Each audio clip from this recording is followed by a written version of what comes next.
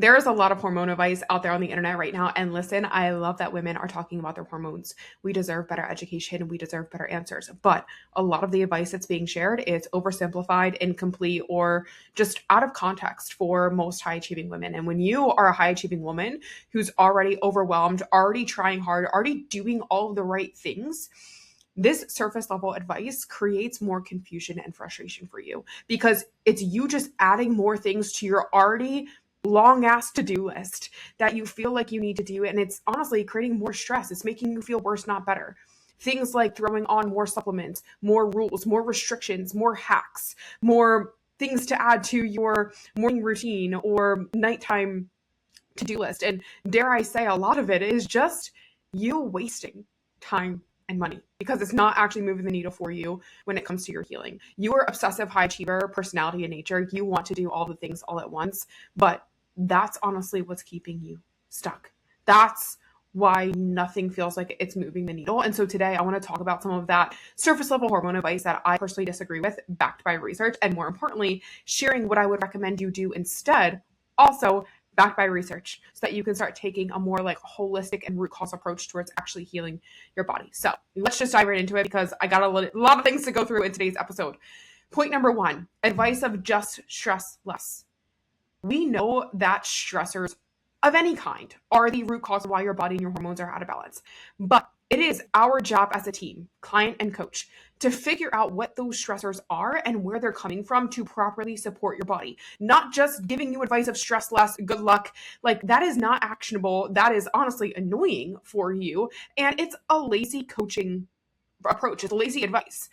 Stress is so many different things. It's not just the emotional burden that you carry. It's the workload that you have to have. It's the responsibilities that you hold. It's your training load. It's your nutrition, whether it's, under eating or a lack of nutrients. It's blood sugar roller coasters and instability. It's poor sleep. It's inflammation coming from your body or your gut. It's this emotional suppression. It's the decision fatigue because you're constantly on making decisions all day long in the workplace or for your family.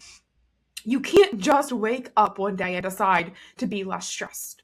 Especially as a high achieving woman, you have a lot on your plate. And I bet a lot of your stressors right now are relatively good things. It's like your career is growing. You're taking on more responsibilities, bigger opportunities, while simultaneously winning in your personal life too, starting and raising a family, buying a new house, traveling.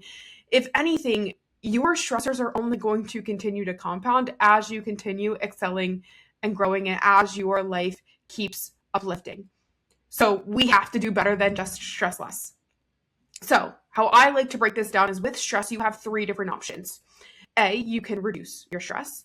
And I specifically encourage you to look at what are the stressors that you do have control over and that do need to change. What stressors for you are self-created specifically? Are you overcommitting to things? Are you saying yes when you should probably say no? Are you stacking intense workouts on top of low sleep and poor nutrition? Are you under eating for the output that you are expecting of your body? Are you chasing perfection in every area? What reducing your stress might look like is pulling back one training day.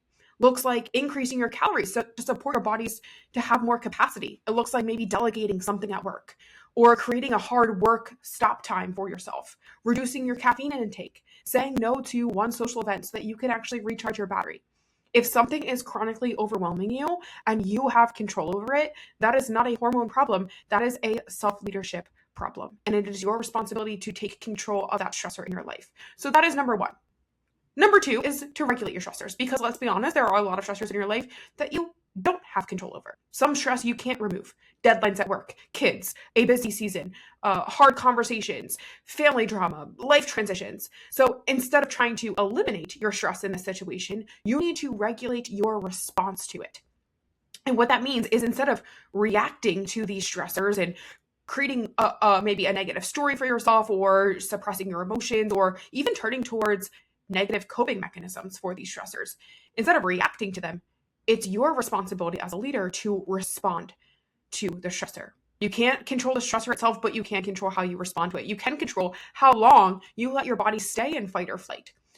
Regulation is all about shortening this stress response. It's about getting your body from this dysregulated fight or flight state into rest and regulation, into that parasympathetic mode. So things like incorporating in intentional nervous system work. Just like we go to the gym and we train our muscles and we train our body, we also need to train our mind and train our nervous system to be able to shift from stress being on, being able to handle those stressors with leadership and responsibility and confidence and self-trust, and then also being able to shift and down-regulate yourself back into relaxation, recovery, recharging your battery. That is nervous system regulation, and that comes down to daily practice of parasympathetic activation. That requires you to have a solid foundation when it comes to taking care of your health and your body. A consistent sleep rhythm, proper nutrition, stable blood sugar, strength training without overdoing it, going outside, getting some sunlight regularly, doing some breath work, going for walks throughout your day, not stacking stimulants on top of one another.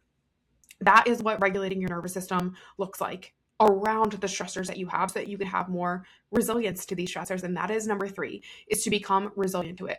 What expands your capacity to be able to handle stress without burning out? Building resilience to stressors is basically what turns something that used to be a fire for you, that used to just like downward spiral you, into something that's barely a problem right now. That is how you build resilience to stress. And it takes time, and it is a practice. It doesn't just happen overnight. But moral of the story here is that you don't need to necessarily have less stress. You need to have better self-leadership through the stressors that you are juggling within your day-to-day life. And that looks like taking control of the stressors that you do have control over and can change and can shift. And then also regulating your response to the stressors that you can't, so that over time you are building resilience to it. So that is hormone advice number 1 that I disagree with. Number 2, this one is going to start to get a little bit controversial. Number 2 is take the pill to regulate your hormones. I'm going to record a whole nother episode later this month on birth control itself, but to keep this very short and sweet now, and more importantly, to keep this very clear and honest, because my job here is to just educate you around things like birth control and the impact that they're having on your hormones, because this education is not happening in the doctor's office in the way that you deserve. Birth control is to avoid pregnancy. It's not to heal your hormones. It's not to fix the root cause. It's not to restore the system. A lot of women were never actually told that. If your cycle was irregular, you were told to take the pill. If you had acne, you were told to take the pill. If you have painful periods, you were told to take the pill. If you were struggling with your mental health, you were told to take the pill. And as a high-achieving woman who wants to function and, move on with her life and actually feel in control of your body and your health, then we need to fix the root cause of these issues, not just putting a Band-Aid over it of the pill. Because what's actually happening physiologically when you are taking birth control is most commonly a combination of synthetic estrogen and progestin. So they work by suppressing ovulation, thickening your cervical mucus, and thinning the uterine lining. So the key piece here is that they suppress your ovulation, and ovulation is not optional for hormone health for every woman. Ovulation is what drives natural progesterone production. When you don't ovulate, your body is not producing natural progesterone. And progesterone is not just a pregnancy hormone. It supports so many other functions inside of your body. It supports your nervous system regulation, your sleep quality, cortisol regularity, mood stability, metabolic balance, anti-inflammatory pathways. So when ovulation is suppressed, your body isn't producing progesterone in the way that it is naturally designed to, because you're being given these synthetic hormones instead. That is not balancing your hormones. That is overriding them. And even if you bleed on the pill, that is not a true menstrual cycle. It's what we call a withdrawal bleed. There is no ovulation. There is no natural progesterone rise. There is no true hormone rhythm. So if ovulation is not being restored, hormones are not being balanced. They are being pharmacologically controlled. And again, this is not me saying that birth control is evil. It serves a purpose. It serves a purpose of birth control. It does not make it a symptom manager. It is not a root cause solution to the symptoms that you are experiencing. And on top of that, it creates a whole host of other side effects that I don't believe women are informed of, that I was never informed of. And I'm going to be talking a lot more about my experience with birth control in a future episode.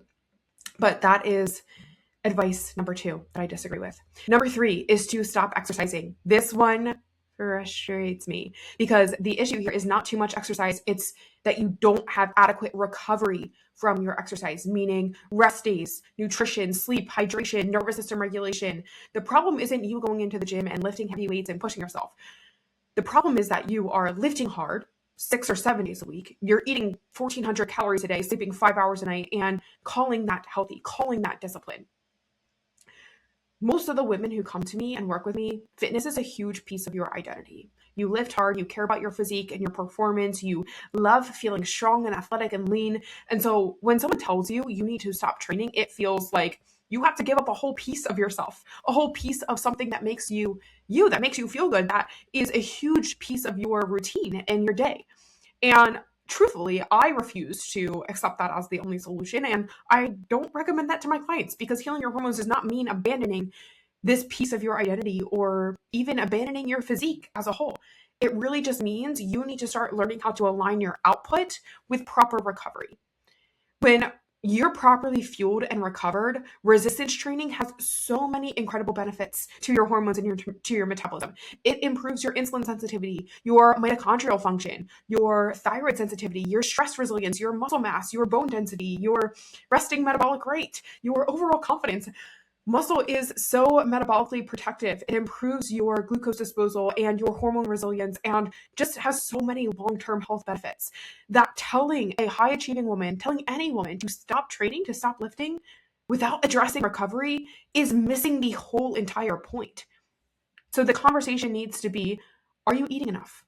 Are you fueling around your workouts? Are you sleeping 7 to 9 hours a night? Are you taking enough rest days for your body to truly recover? Or are you stacking high intensity workouts on top of one another? Is your nervous system being supported? Or are you chronically stuck in a sympathetic dominant state? That's the conversation that needs to start happening around your workouts. It needs to be about recovery from the workouts, not necessarily about the workouts themselves. That's number 3. Number 4 is to cut out gluten or dairy. Eliminating foods without any testing or context or real assessment of you actually getting to the root cause of whatever gut issue is going on is, again, lazy advice. I often see women who eat the cleanest are the ones who are struggling the most with their gut, with inflammation, with fatigue, with breakouts. And on top of that, you're also afraid of food. So you continue to try to fix this issue of underfueling with more restriction, more food anxiety, more stress, more disordered eating patterns. And I think that's what really gets me the most with this advice is something that I say to clients is like, your relationship with food is so important to me. It is one of my biggest priorities to protect, because I know what it feels like to live in a very disordered place with food, for restriction with food to compromise every area of your life, your mental health, your quality of life, your relationships. And high achieving women are naturally controlling, obsessive, extreme type of women that when we create rules like cut out gluten and dairy without any real need to, it continues to reinforce unhealthy, disordered behaviors and patterns and mindsets with food. A lack of, honestly, like trust with your body and food, where you're sitting at dinner and like all you can think about is the ingredients of everything that's on the plate. Is this inflammatory? Will this spike my blood sugar? Is this messing with my hormones? How many calories is this? And that stress, that is the real issue. The issue the majority of the time is that your relationship with food is so rocky that food is now creating a lot of stress for you, that you are resorting to restrictive disordered eating patterns.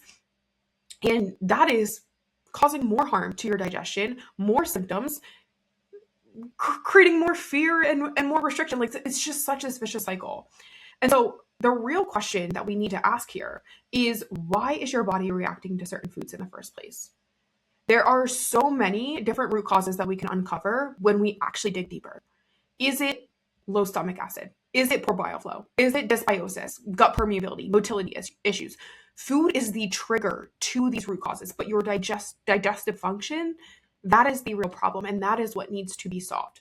Now, don't get me wrong, there are very real food intolerances, and sometimes an elimination diet is necessary to give your body the best environment for healing.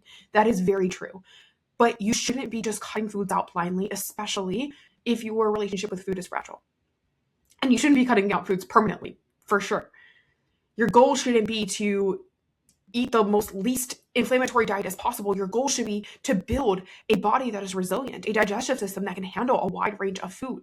That is metabolic resilience. That is hormone resilience. That is true health. The two hallmarks to health that I consider is balance inside the body and resilience, because balance is obviously where our body is the healthiest. Resilience is what allows our body to come back into balance when it is pulled out of balance due to stress, due to inflammation, due to the natural things that we're going to experience as humans. So that is number 4. Number 5 is to just eat more. Now, you guys know my philosophy on just eating more. Most of you probably listening to this need to eat more. So this is half true, because energy availability matters, and it is, in my opinion, the core foundation of achieving optimal hormonal health. Chronic underfueling is going to suppress your thyroid, ovulation, metabolic rate, recovery, cortisol rhythm. But when you tell a high achieving woman to just eat more without any structure, it's, again, lazy, irresponsible advice. When a woman has spent her entire life tracking macros, dieting on and off repeatedly for years, yo-yo dieting, building her physique intentionally, tying her whole identity and confidence to the way that she looks and the way that she eats, and you tell her to just eat more, you know what she hears? She hears gain weight, lose control, undo all of your progress. And so, of course, she's scared. Of course, she's going to resist actually making the change. However, when you sit down with a high-achieving woman and you give her a clear strategy for how to eat more, that's where change actually starts to happen. That's where you avoid this very common pendulum swing that a lot of high achievers get into, where you're undereating and then you're overeating and then you're restricting and then you're repeating that, which is causing more stress on the body, causing more fear and discomfort around food and even internally in your physique. And so the advice of just eating more is honestly probably making things worse. You need a structured plan for reverse dieting, slowly increasing your calories over time so that you're refueling your metabolic capacity and getting your hormones into a healthy place, but doing it without putting on excess body fat in the process. This allows your hunger hormones to regulate, your thyroid output to increase, your energy levels to improve, and even your physique to start to change in a more positive way. So instead of just eat more, sometimes the answer, again, is a structured reverse diet, is improving consistency first, is stabilizing your blood sugar before increasing calories, is reducing output before increasing your intake. You need a plan. You need a progression. You need a timeline. You need to know why you are doing this to start to make the changes. That's number 5. Number 6 is advice that your labs are normal. This is a big one. It's one that I almost hear daily, where women are struggling to get answers. I have a few different podcasts that touch on why things aren't actually normal, even when your doctor or blood work says it is. But a quick summary of why this is terrible advice is normal on your labs does not equal optimal, because the ranges that are used on standard labs are based off of the average population. The average population is, for lack of a better word, unwell. And so if these ranges are based off of the average population, then our ranges that are considered normal aren't normal. They are unhealthy. That's point number 1. Point number 2 is the labs by standard medicine are typically not fully comprehensive. They're missing many vital markers to assess overall metabolic health. And usually a lot of these markers are some of the early warning sign markers that we can see before the ones that are tested actually start to fall out of balance. And then number 3 is that patterns are really assessed. So we never really want to look at hormones in isolation, right? Because they're always communicating with one another. However, when we are typically looking at labs through the medical lens, we're looking to see, oh, is this one red? Okay, let's kind of give you a supplement to support that or a medication to support that, as opposed to truly understanding, okay, why is this hormone off? What else is a little bit out of balance as a byproduct of that? And correlating your results to other results as well as your symptoms and your lifestyle. So labs really are just a tool. They are not the end all be all. They should help you to confirm the patterns that you're seeing in your biofeedback, to provide context for why this is happening, and to really guide your strategy for root cause healing, not to dismiss your symptoms. So that is bad advice number 6. Number 7 is advice that hormones are the problem. It's really easy to say that your hormones are the problem, but there's a big reframe that I want you to take away here. Hormones are rarely the root cause. They are the responders. They are the messengers. They are constantly adapting to your habits, to your lifestyle, to your environment that you are creating. So the question isn't, how do I fix my hormones? The better question is, what environment, what habits, maybe not great habits, what stressors are my hormones responding to? Are you only sleeping 5 to 6 hours a night and expecting yourself to be able to wake up with clear energy and mental clarity and be able to perform as a leader? Are you under eating Monday through Thursday and then calling that discipline, but then overeating Friday through Sunday? Are you overtraining your body without proper recovery? Are you living in a constant state of fight or flight? Are you running off of caffeine instead of calories? Are you glorifying busyness instead of setting boundaries? Are you pushing through exhaustion because that's just who you are? Or because it's just a busy season? Hormones aren't the villain here. They are the reflection of all of these things that are happening. Hormones aren't the problem. The environment is. The lifestyle is. The habits are. And that is largely within your influence. That is largely within your control. That's what needs to change to get your hormones to heal. They are not the problem most of the time. Your habits are. Your lifestyle is.